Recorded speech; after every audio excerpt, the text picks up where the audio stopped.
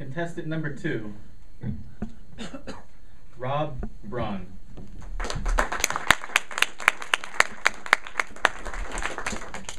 Where is your song?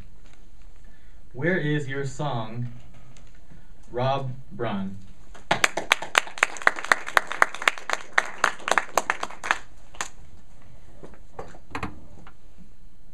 When I was a boy, I wasn't particularly talented. In fact, I wasn't even sure what my interests were. But I heard the song. I heard the music, and I had a song. And my song was my gentleness. I was a sweet boy. And I loved how I was, and I could tell I liked who I was. I felt alive in that sweetness. We grew up in an area where there was Navajo Indians, and we would travel to Flagstaff on the weekends. I remember passing by, and as they passed by me, I'd say, "Yattahe." And they would look at me and smile, and there was a recognition of kindred spirit as they would speak back and greet me hello. And I knew I was alive, and I knew who I was, and I felt that song in me. Until I learned very early on in life that that song was not really welcomed. Not really. And I learned how to quiet it more and more and more. Mr. Toastmaster, fellow Toastmasters, honored guests, you all had that same song. It was to your own music, but you had that song when you were a child. And you, like I did, learned to survive and learn how to keep it more and more quiet. Now, the problem with all of us is, in order for me to be who I was, I might have to ignore that music that I hear. That music is that essence of life that made me feel really alive in who I was. And yet it was dangerous to be who I was because it was not accepted. And we heard it in different ways. We might have heard, "Don't do that, that's silly." Or "That's not what anyone else does when they get to be that age." Or "That probably won't work." Or "Maybe others won't accept that if you decide to do that later on in life." And sometimes it came right out and said, "Be quiet. You're making too much noise." Because we were making those around us who could not hear our music uncomfortable. And so we learned how to silence it. Out of survival, we learned how to turn the volume down on that music until we could hear it no longer, because it wasn't safe. And we learned to conform. We learned to be what we needed to be to get along.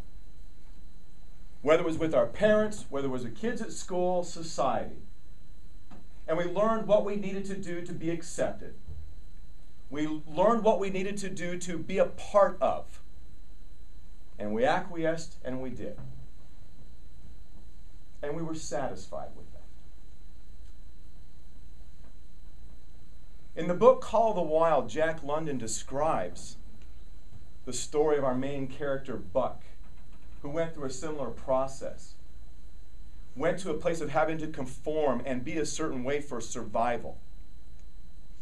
Until the wildness, the big essence of who Buck was, quieted down and got in line and did what it was supposed to do. And Buck learned for survival to go along, to do what he needed to do. The beautiful part of the story, though, is somewhere along the way, Buck hears the call of the wild and remembers who he is, remembers why he's here. And the same thing happens to us, and it's happened to every one of you out there. Somewhere along the way, you hear the music again. And when you hear it, you know exactly what it is, and there's a part of you comes to life again. And it shows up for different ways for all of us. It may be with your own child.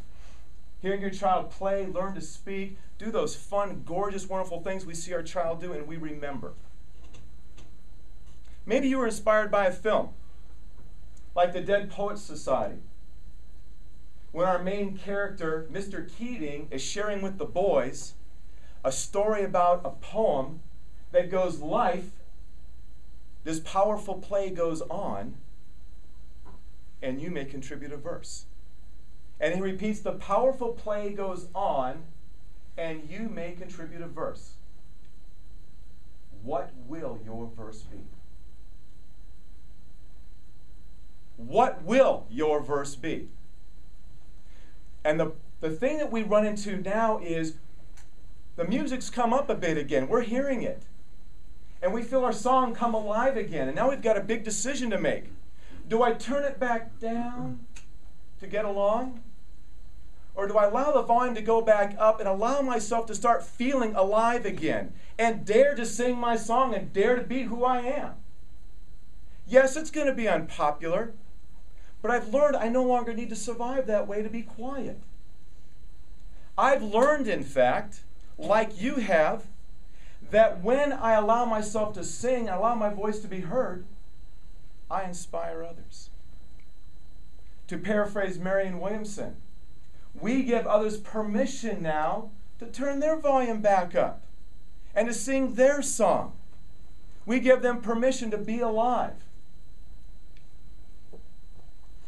What I want is all of you to start singing your song again. Some of you found it right here on this stage. And you liked the feeling of it. It was scary, but you liked it. And I want to hear more and more of it, because when I hear your song and you turn that volume up and you become who you are, I am inspired. Where is your song? Mr. Toastmaster.